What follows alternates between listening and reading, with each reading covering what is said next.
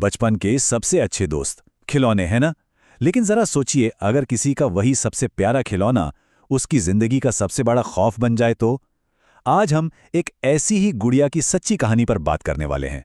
एक ऐसी कहानी जो 1918 में जापान में शुरू हुई थी, लेकिन उसकी दहशत वो आज भी जिंदा है। ये लाइन कोई मजाक नहीं है, बल्कि एक चेतावनी है। एक ऐसी चेतावनी जो उस परिवार के तजुर्बे से निकली है, जिसने एक गुड़िया के हाथों वो खौफ झेला कि उसके बाद खिलौनों को देखने का उनका नजरिया ही हमेशा हमेशा के लिए बदल गया। तो चलिए सीधे चलते साल 1918 में। कहानी है 17 साल के इकिची सुजुकी और उसकी नन्ही सी प्यारी सी बहन किकुको की। इकिची अपनी बहन से बहुत प्यार करता था और उसे शायद अंदाजा भी नहीं था कि यही प्यार एक भयानक कहानी की वजह बनने वाला है। देखिए, सुजुकी परिवार की आर्थिक हालत कुछ खास अच्छी नहीं थी। पिता मजदूरी करते थे और माँ घर पर सिलाई का काम। अब किकुको, जो बस 4 साल की होने वाली थी, उसने जिद पकड़ ली कि उसे जन्मदिन पर एक सुंदर सी गुड़िया चाहिए। माता पिता के लिए तो यह मुमकिन नहीं था, लेकिन इकिची वो अपनी बहन को उदास कैसे देख सकता था, तो उसने छोटे मोटे काम करके पैसे जोड़ना शुरू कर दिया। तो जब इकिची बाजार में घूम रहा था, उसकी नज़र एक दुकान की खिड़की पर पड़ी और वहां एक गुड़िया रखी थी। ये कोई आम गुड़िया नहीं थी, बाकियों से एकदम अलग।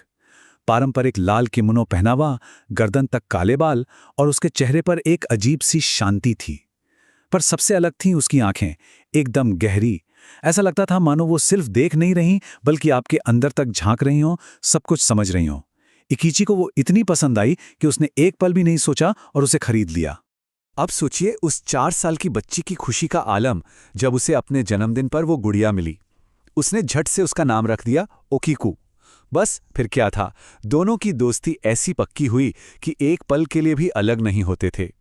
किकुको ओकीकू के साथ ही खाती, उसी के साथ सोती, उसी के साथ खेलती। वो उसकी जान बन गई थी। लेकिन किस्मत को शायद कुछ और ही मंजूर था। ये खुशी ज्यादा दिन नहीं चली। कुछ ही हफ्तों बाद मलेरिया की वजह से उस नन्ही सी जान ने अपनी प्यारी ओकीकू गुड़िया को सीने से लगाए हुए ही दम तोड़ दिया। परिवार का दिल टूट चुका था। वो चाहते थे कि किकुको की सबसे प्यारी चीज, उसकी ओकीकू गुड़िया, उसी के साथ विदा की जाए, पर ऐसा करने की इजाजत नहीं मिली। तो अपनी बेटी की याद में उन्होंने उस गुड़िया को घर के हॉल में एक शेल्फ पर रख दिया। उन्हें क्या पता था कि उनका ये फैसला उनके दुख को कम करने के बजाय कई गुना बढ़ाने वाला है। और बस यहीं से उस खौफनाक सिलसिले की शुरुआत हुई। किकुको तो चली गई, लेकिन उसका गम अब धीरे धीरे एक अजीब से डर में बदल रहा था। सुजुकी परिवार के घर में कुछ बहुत अजीब होने लगा था, और इन सारी डरावनी घटनाओं के केंद्र में थी वही ओकीकू गुड़िया। शुरुआत में तो बस हॉल से किकुको की हल्की हल्की आवाजें और हंसने की आवाजें आती थीं। फिर एक दिन इकिची ने देखा कि ओकीकू गुड़िया अपनी जगह पर नहीं है। वो शेल्फ से नीचे किकुको की बनाई ड्राइंग्स के पास पड़ी थी। ये चौंकाने वाला था। पर असली खौफ तो तब शुरू हुआ जब उन्होंने नोटिस किया कि गुड़िया के बाल लंबे हो रहे हैं और साथ ही पूरे परिवार को एक जैसे डरावने सपने आने लगे। और बात से बालों के लंबे होने की नहीं थी, जो कि अपने आप में ही बहुत अजीब है। नहीं, उन बालों का रंग भी बदल रहा था। वो जो एकदम काले बाल थे अब भूरे होने लगे थे, बिल्कुल इंसानी बालों की तरह। और हद तो तब हो गई जब उन्होंने ध्यान से देखा, उन बालों में 2 मुंह सिरे, मतलब स्प्लिट एंड्स भी दिखने लगे थे। इस बात ने परिवार को अंदर तक हिलाकर रख दिया। एक दिन घबराकर मां ने गुड़िया के बाल काट दिए, और ये उनकी सबसे बड़ी भूल थी। उसी रात उन्हें एक भयानक सपना आया। सपने में किकुको रो रही थी और रोते रोते उसका चेहरा गुस्से से ओकीकू गुड़िया के चेहरे में बदल गया। जब डर के मारे उनकी आंख खुली तो जो उन्होंने देखा, उनके होश उड़ गए। वो गुड़िया उनके सीने पर बैठी थी। अब तक जो भी हो रहा था उसे वहम का नाम दिया जा सकता था, लेकिन अब नहीं। एक शाम जब इकिची हॉल में कुछ काम कर रहा था, उसने अपनी आंखों से वो देखा जिसे वो कभी नहीं भूल सकता। शेल्फ पर रखी ओकीकू गुड़िया ने धीरे से अपनी गर्दन उसकी तरफ घुमाई और पलकें झपकाईं। बस उस एक पल में परिवार का सारा शक, सारा वहम एक भयानक यकीन में बदल चुका था। परिवार अब पूरी तरह समझ चुका था कि उनके घर में कोई शापित चीज आ चुकी है। अब बस एक ही रास्ता था, इससे छुटकारा पाना, हमेशा के लिए। लेकिन वो ये नहीं जानते थे कि इस गुड़िया से पीछा छुड़ाना लगभग नामुमकिन है। तो एक दिन पिता ने हिम्मत जुटाई। उन्होंने उस गुड़िया को उठाया और घर से मीलों दूर एक खेत में ले जाकर गहरा गड्ढा खोद कर दफना दिया। उस रात, शायद सालों बाद, पूरे परिवार ने चैन की सांस ली। उन्हें लगा, चलो आखिरकार ये बुरा सपना खत्म हुआ। लेकिन ये शांति बस कुछ ही घंटों की मेहमान थी। आधी रात का वक्त था और तभी दरवाजे पर जोर जोर से कोई पीटने लगा। आवाज ऐसी थी जैसे कोई छोटा बच्चा रो रो कर गिड़गिड़ाकर अंदर आने के लिए दरवाजा पीट रहा हो। हिम्मत करके पिता ने दरवाज़ा खोला और सामने जो मंजर था उसे देखकर उनके पैरों तले जमीन खिसक गई।